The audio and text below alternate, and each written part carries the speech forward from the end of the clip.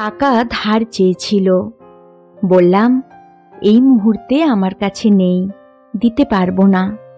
বলল, it's okay. তারপর থেকে আমাকে এড়িয়ে চলতে শুরু করলো।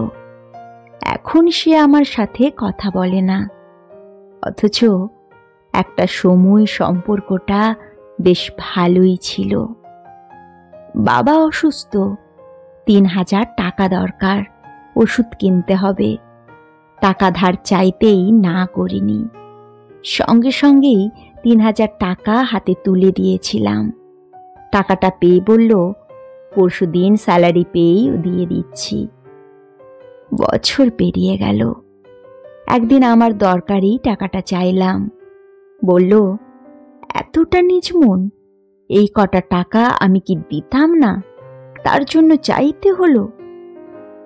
এমন ভাবে সে বলল, আমি টাকাটা চেয়ে যেন বিরাট অপরাধ করে ফেলেছি। আমি আর টাকাটা পাইনি তার থেকে। আমি এখন তার কাছে অচেনা মানুষ।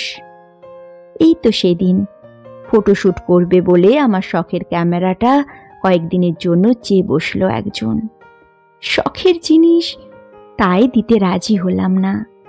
ইনিয়ে বিনিয়ে সে আমাকে অনেক কথা শুনিয়ে শেষে বলে গেল, মানুষ খুব স্বার্থপর। তারপর থেকে আমি তার ফ্রেন্ড লিস্টেই নেই। খুব ভালো ভালো কথা বলতো সে। আমি ভাবতাম আমার আপনজন। সেদিন ফোন করে বলল, আমার পোস্টটা তোমার পেজ থেকে শেয়ার করে দাও। বললাম, চেষ্টা করব। তার পোস্টটা শেয়ার করলাম না বলে সে কথা বলাই বন্ধ করে দিল। সম্পর্কের সমীকরণ বদলে গেল তারপর থেকে।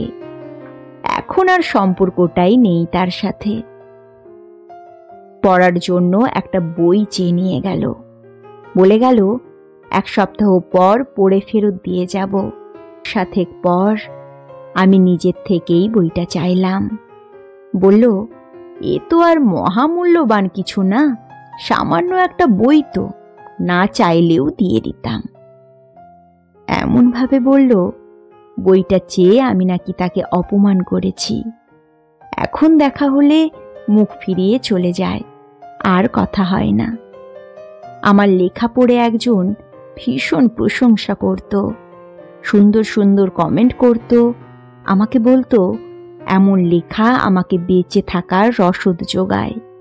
সেই সূত্রেই তার সাথে আমার পরিচয়। আস্তে আস্তে খুব ভালো সম্পর্ক তৈরি হয়ে গেল। এতটাই নিজের হয়ে গেল, আমি তখন তার সবচেয়ে বড় কাছের বন্ধু। একদিন সে নিজের একটা গল্প লিখে আমাকে পাঠিয়ে বলল, তোমার পেজ থেকে পোস্ট করে দাও। আমি তার লেখাটা পোস্ট করলাম না বলে আমি হয়ে গেলাম তার প্রতিদ্বন্দ্বী। সে আর আমার লেখার প্রশংসা করে না, বরং আমাকে ইগনোর করেই চলে। হ্যাঁ, এটাই হয়। এইভাবেই পরিচিত কত মানুষ অপরিচিত হয়ে যায়। চেনা খাতায় যাদের বন্ধু বলে, আপনজন বলে জেনেছিলাম, তারা কত সহজেই চিনিয়ে দিয়ে গেল তারা আসলে আমার কেউই নয়। কে বলেছে খারাপ ব্যবহার করলে মানুষ জীবন থেকে চলে যায়? মানুষ চলে যায় নিজের স্বার্থ পূরণ না হলে। আপনি যখন উচিত কথা বলবেন, সত্যের পথে হাঁটবেন, মুখের ওপর না বলবেন, নিজের ভালো থাকার কথা চিন্তা করবেন, তখন মানুষ কিছুতেই আপনাকে পছন্দ করবে না। শুধু দেখবেন সব থেকে চেনা মানুষটা কত তাড়াতাড়ি অচেনা হয়ে গেল। জানেন, এরা জীবন থেকে চলে গিয়ে খারাপ লাগে ঠিকই, তবে আফসোস হয় না। নিজের মনের কাছে যখন সৎ থাকবেন, তখন এই সংকীর্ণ স্বার্থের কাছে নিজেকে বিলিয়ে দিয়ে নিজেকে উদার প্রমাণ করতে যাবেন না কখনোই। এইরকম 2-1 জন মানুষ জীবন থেকে চলে গেলে জীবনের ভার মুক্ত হয়। মনে রাখবেন, আপনার জায়গায় আপনিই ঠিক। কতজন আর আপনার জন্য আপনাকে ভালোবাসে? মানুষ ভালোবাসে তার নিজের স্বার্থে।